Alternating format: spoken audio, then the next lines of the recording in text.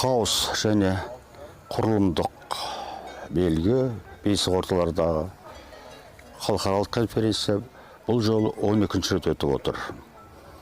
Бұл ғылым жаңа ғылым 40-50 жыл болды толық дамығанына. Дәлірек айтсақ, менің бұл конференция баяндамаларым радиоэлектрондық телекоммуникация бағытында, астрофизика бағытында және наноэлектроника бағытында болды. Тікелей қайда қолданады десек, бір-екі мысал айтайын. Менің атап өтетін біз бір жаңа фракталдық антенна деген таптық. Ол қолданып жатыр, наноспутник дейміз, соған қолданды. Халықаралық журналда шықты. Келесі жаңалығымыз наноқұрылымдардың заңдылығы. Ол сезгіш сенсорлар дейміз, соны жасау керек. Фотовольтаика дейміз, күн энергиясын пайдаланатын құрылымдарға керек.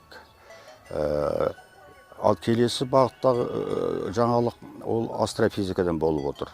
Онда біз әлемнің ұлғаюын, жұлдыздардың спектрін, формуламен бақылауларды түсіндіріп жатырмыз. Бұл ғылымның арғашы болашағы үлкен. Өзіміздің Қазақстанға келсек, мұнда дистанциялық бақылау деген бар, жер бетін қыртысын, су алқаптарын, соларды суретке түсіріп, немесе оптикалық прибормен жасап, шаруашылықта өсімдіктің жағдайын, жерді игеру, қайда ақылдың қалай өсетін, тіпті бәрін есептей беруге болады. Сонда бұл жаңа әдістер бар жерде қолданылады. Медицина, әрине, биологияда көп қолданып жатырмыз.